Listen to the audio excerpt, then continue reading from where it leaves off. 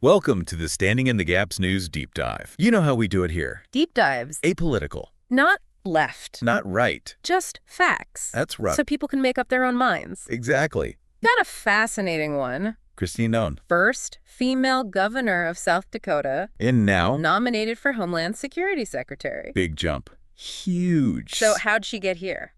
Well, it hasn't been the usual path, that's for sure. Definitely not a straight line. Okay, so we've got some sources to help us make sense of it all. Let's see. What have we got? We've got her Wikipedia page, good for the overview, the career highlights. The basics. Exactly. And then we've got this really interesting piece, Kristi Noem, from South Dakota farm to national stage. Ooh, sounds juicy. Right. Might give us a little more of the personal side of things. The backstory. Exactly. So, before we get into let's say, the controversies. Oh, there are some. Oh, yeah. But first, let's start at the beginning. The early days, where it all began. South Dakota farm girl. Born and raised. And then? Tragedy. She was only 22. Oh, wow, 22. Yeah, her dad died in a farming accident. Man, that's tough. To deal with that so young? It's life-changing. You think it had a big impact on her? For sure. I mean, it forced her to leave college, take over the family farm, put her own dreams on hold. Talk about responsibility, stepping up like that. Right. Duty. Family first. Wow. It's amazing how these personal things, these tragedies, Yeah. they really shape your whole path. Totally. And then years later, she goes back to college. While she's in Congress. Can you imagine? The Washington Post called her Capitol Hill's most powerful intern. I love that. The most powerful intern. Hey, if you're enjoying this deep dive, don't forget to hit that like button and subscribe to our channel. We love hearing from you, so leave a comment below. Let us know what you think. We do read them, Every single one. Yeah. So, college, Congress, this woman's got drive. But let's talk politics. Where does she stand? But solidly conservative. Okay, give us the details. Anti-abortion, pro-gun rights, limited government spending, the whole package. And her voting record. Consistent. Voted to repeal Obamacare, for example. What about Trump? Big supporter. Backed a lot of his policies, including that travel ban, remember?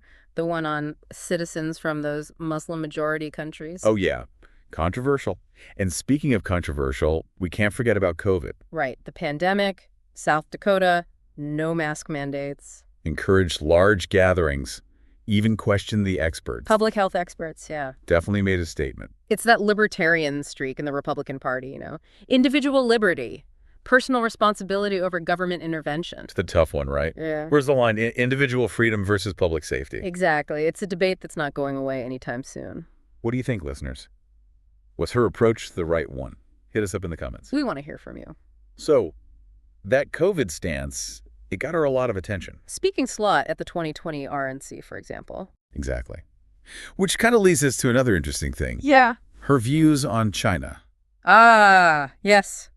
China. She's been pretty vocal. Very vocal. Seeing China as a big threat.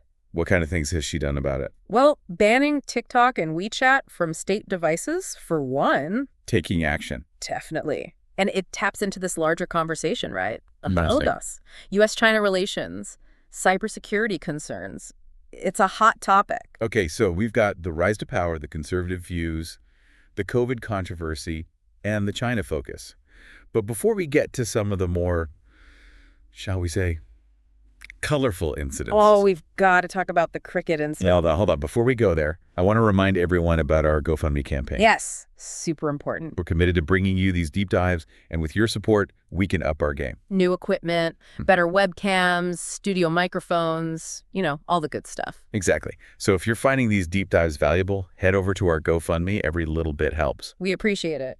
Okay, now, back to Kristi Noem and those colorful incidents. Things are about to get interesting. We're talking personal revelations, controversies, questions about her judgment. Buckle up. This is where her second autobiography comes in. No going back. The one with the infamous cricket incident. This is the story that really set things off. We're talking about her shooting her dog. Her own dog. Yeah. And it wasn't just a quick, unfortunate thing. She goes into detail in the book. Calls Cricket, the dog, untrainable, less than worthless. Harsh words. Right. Says the dog ruined a hunting trip and then killed some chickens. So she takes Cricket to a gravel pit and shoots her. It's a disturbing story. Understandably sparked outrage from animal rights groups. Yeah. I mean, it raises questions. Yeah.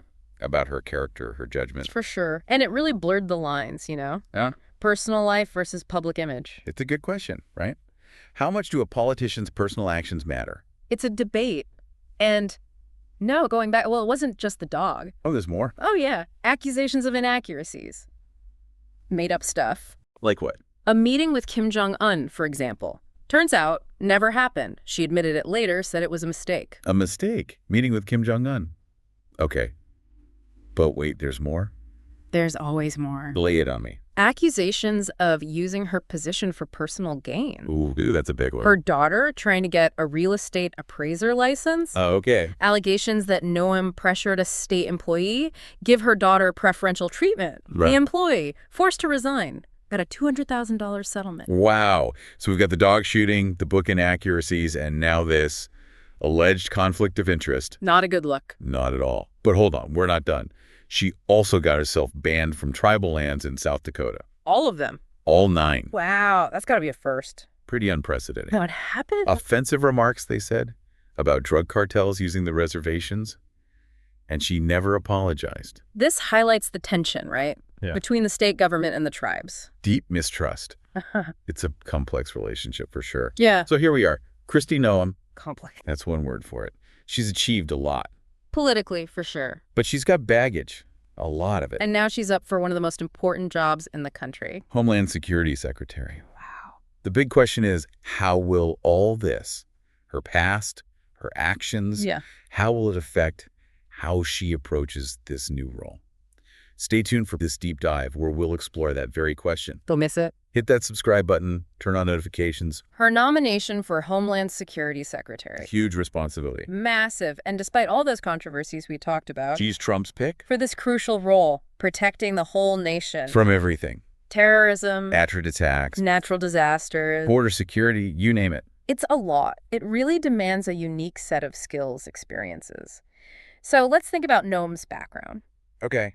How might her past actions shape her approach to all this? Well, what jumps out to me is that farm girl grit, right? That's what they call it. Resilience, determination. We talked about it. It's definitely an asset in a high-pressure job like this. Tough decisions every day. But could it be a problem too? How so? Too much resilience, not enough flexibility. I see what you mean. You need someone who can make the tough calls. Right? But also someone who can adapt, listen to different viewpoints. Exactly. And her handling of the COVID pandemic, Yeah. that's a prime example. Hands-off approach. Emphasis on individual liberty. Hmm. But, it raised some eyebrows, her willingness to heed expert advice, not so clear. It's tough, right? Finding that balance. Always is. Want a Homeland Security Secretary who thinks outside the box. But also someone grounded in evidence. Right. Someone who understands the bigger picture. What do you think, listeners? How much should personal ideology matter in a role like this? Hit us up in the comments. Love to hear your thoughts. We do read them. So China, another big one. She's been clear about it. China as a threat. Yeah. And her actions back that up. Like banning TikTok and WeChat from state devices. Exactly. It signals where her priorities might lie as Homeland Security Secretary. Cybersecurity. Front and center. And with those cyber attacks getting more sophisticated all the time. China, Russia. It's a valid concern. Absolutely. And then there's immigration. Her stance aligns pretty closely with Trump's harder line policies. So we might see more of that. Increased border security, stricter enforcement, crack down on sanctuary cities. You know what's interesting?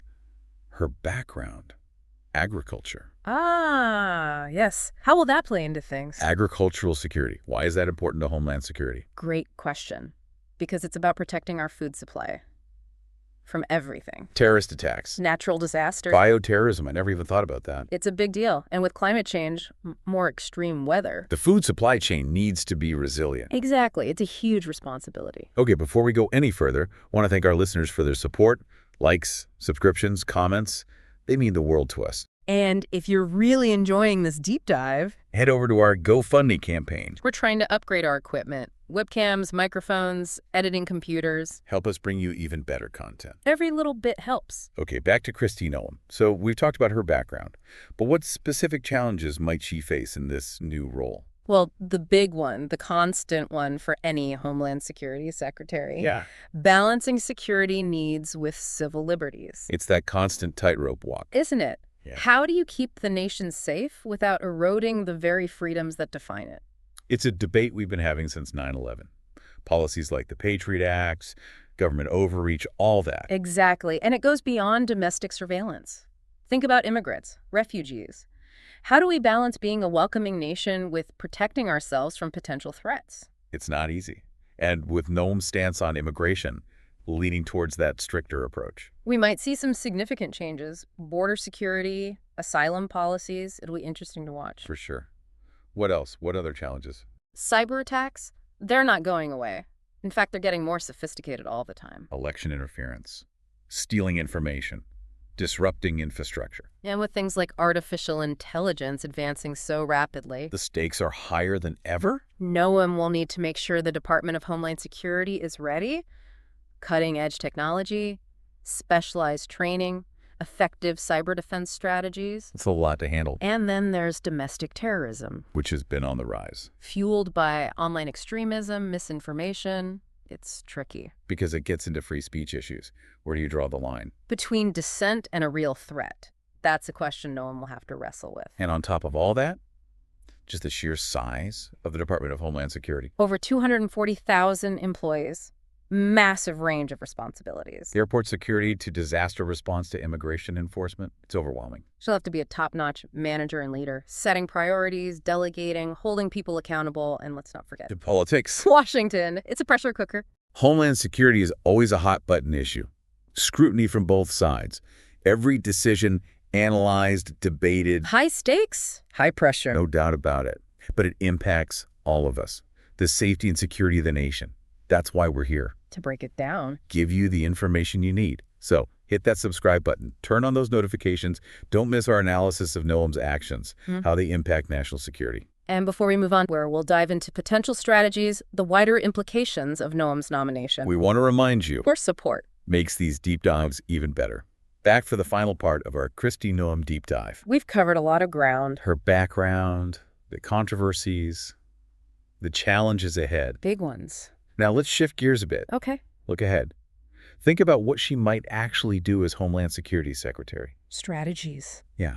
And what those strategies could mean for the country. Crystal ball time. A little bit. But based on what we know, what do you think? Well, China's got to be top of mind, right? She's been pretty vocal about it. Seeing China as a major threat. And she's already taken some action in South Dakota, so nationally. Cybersecurity's got to be a big focus. Definitely. What could that look like? Lots of options. Investing in research and development. Got to stay ahead of those cyber threats. Yeah, they're constantly evolving. Exactly. Strengthening critical infrastructure. Partnering with the private sector. Smart. And maybe even some more aggressive stuff. Like what? Offensive cyber operations. Think about it. Not just defending, actually going after adversaries. Wow. Cyber warfare. It's a possibility. And what about immigration? We talked about her alignment with Trump's policies. Hardline approach. Right. So we could see that continue. More border security, stricter enforcement. Maybe even a crackdown on sanctuary cities. Could happen. You know what's interesting? We haven't talked much about her background in agriculture. Ah, good point. How will that play in? What about agricultural security? Is that even part of Homeland Security? Absolutely. It's crucial. We're talking about protecting our food supply. Everything. Natural disasters, terrorist attacks, bioterrorism. I never even thought about bioterrorism. It's a real threat. And with climate change, more extreme weather. Right. Droughts, floods, hurricanes. The food supply chain has to be able to withstand all that. Resilience is key. So that's something she'll have to address. How to mitigate those risks, make sure we can feed ourselves no matter what. Exactly. Big responsibility. Huge. Now, how does her conservative ideology fit into all of this? That's the million-dollar question. She's all about limited government, right? Less regulation, more private sector solutions. So will that clash with the need for strong disaster preparedness, government response capabilities? Could be some tension there. Yeah. It's a tricky balance. Right. And it highlights something really important. What's that? Public engagement. Oversight. We can't just sit back and let things happen. We have to hold our leaders accountable, make sure they're making the right choices. Security and liberty. Exactly. And that's what we're all about here at Standing in the Gaps News. giving you the information you need. So you can make informed decisions, participate in the conversation. It matters. It really does. So if you're enjoying these deep dives, please like, subscribe, comment. Help us spread the word. And if you want to go a step further, Our GoFundMe campaign is always there. help us upgrade our equipment, reach more people. We appreciate all your support. So that's Kristi Noem. Quite a journey. Farm girl to potential head of Homeland Security. We've covered it all. Her beliefs, her actions, the good, the bad, and the unknown. And if she's confirmed, It'll be a wild ride. We'll be here to analyze every step of the way. So thanks for joining us for this deep dive. we'll be back soon with another fascinating topic. Until then, stay curious, stay informed, stay engaged.